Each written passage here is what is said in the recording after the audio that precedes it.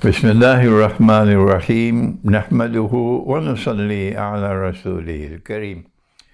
We greet you on this, the 26th day of the month of Zulqa'adah. Tonight will be the 27th night. From my daughter's home in Sheffield, in Britain, with Assalamu alaikum wa rahmatullahi wa barakatuh. And this video is meant to explain to you the lecture that is now scheduled to be delivered in London on the 27th of the month of June, entitled Preparing for the Angels. But before we turn to explaining that lecture, let me just offer a brief comment to my relentless critics. So why is your daughter still living in Britain? Why is your son still living in Britain? They should have made hijrah already. Let me inform my relentless critics that yes, my daughter and her husband and my son and his wife, both families wish to leave Britain, and they will, inshallah, be leaving Britain.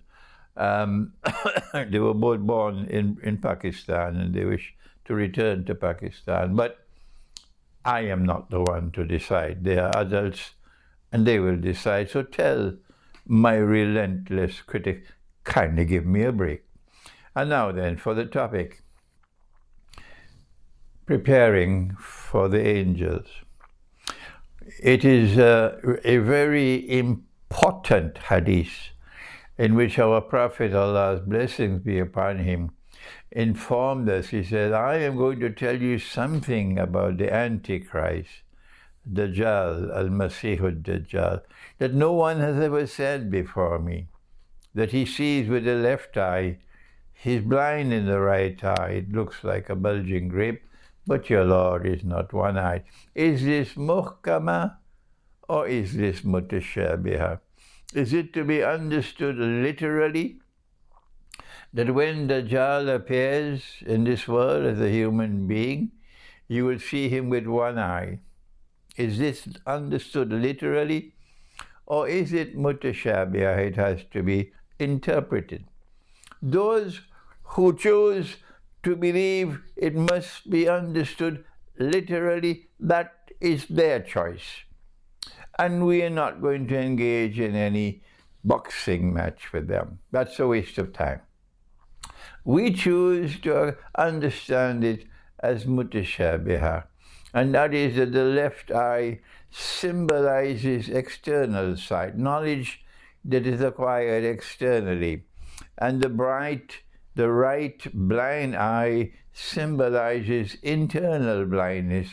And so this person, this Antichrist, and all those who follow him, and the civilization which is created by him, modern Western civilization, would insist that knowledge comes only from external observation, experimentation, the scientific method. And there is no world beyond the material universe. There is no spiritual interpretation of the universe. There is no reality beyond material reality. This is Dajjal. This is modern Western civilization. And of course, angels belong to a world which you cannot see by normal observation. But we who follow the religious way of life, we are not slaves of the West. No. We are a people who follow the truth which has come from Allah in the Quran, and who follow the way of his messenger, Allah's messenger, sallallahu ta'ala alayhi wa sallam. And so we believe in the existence of angels. In this lecture, we try to advise our women in particular. Please, I beg of you, that our sisters must come to attend this lecture in London.